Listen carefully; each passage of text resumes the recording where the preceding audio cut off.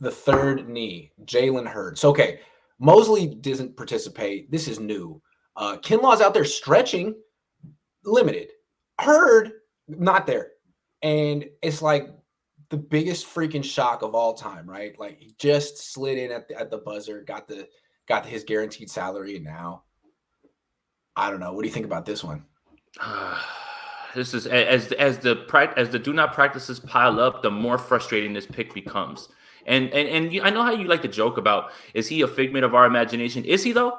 Because I don't know if he's really actually a football player, and I don't know. Like, and you know what, people? This is the comparison that really is kind of really frustrating to me of people on Twitter. Oh, remember, people thought the same thing with Jason Verrett. But look when they stuck with him and look what they got. Jason Verrett played football. He's actually played in games and played well. He is not a figment of preseason and 11 on 11s at this point. That's and it's just, look, I don't want to be harsh on the kid because nobody wants to be injured, right? Like, this is just his body, like the way it's responding, right?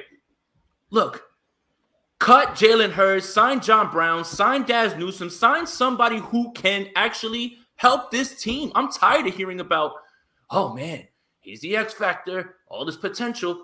It's not happening. It's not happening. He's had 2 years to get it right, and he's still not healthy. Stop telling me that Jalen Hurd is some unlocked thing that wait till Shanahan unleashes Hurd. He has to actually be active on game days one day, and not in the preseason. It's a frustrating pick. I'm not going to talk about who they should have picked because everybody knows who they should have picked at this point. But goodness, again, like you're talking about misses. And for every Fred Warner, every George Kittle, we go back and we're like, Jalen Hurd, Mitch Wisnowski, these are 3rd and 4th round picks. You're supposed to hit on these. I get what you were going for, but at what point do you just chalk it up as a loss and let it go? Let somebody else deal with it. I heard that Carolina would have been very much in on Jalen Hurd. I don't care. I don't think that there's going to be some sort of resurgence of Jalen Hurd in Carolina or somewhere else where he's like, oh, man, look, they let him go. I doubt that's going to happen. If he turns into a serviceable, solid football player, fine. But this idea that people have in their head of Jalen Hurd being this unbelievable gem who's going to transform himself, no. First, let's just get him active before we start jumping into that conclusion. I'm just tired of this pick right now, and it's frustrating. And it has to be frustrating for 49er fans, especially the people who keep clamoring for this kid. What surprises me most about this whole thing, the Jalen Hurd experience, is that they're basically carrying 52 players on this team right now. Why?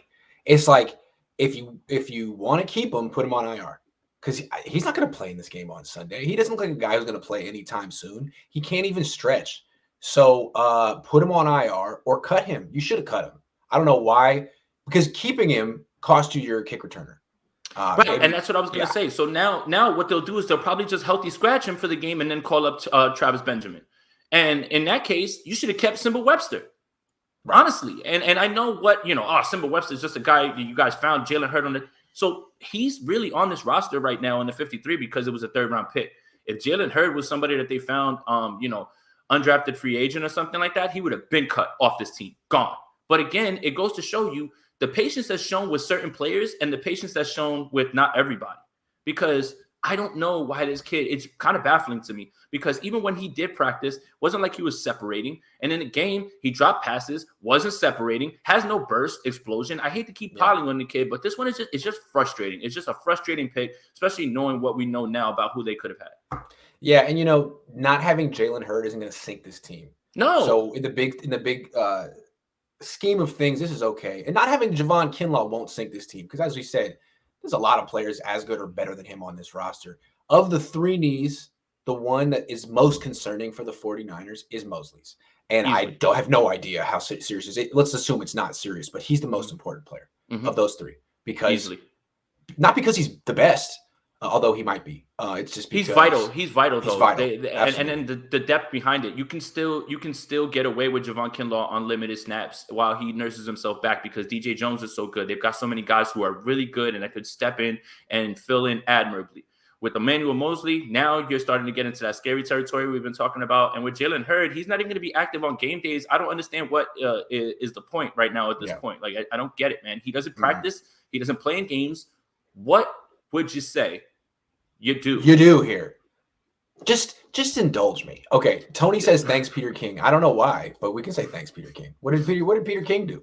I think Peter King was the one that was like clamoring for him, and he loved the pick, and he was just like, "Oh my god, they got a great steal." Meanwhile, the kid from Ohio State just dropped, and he was 2 picks behind.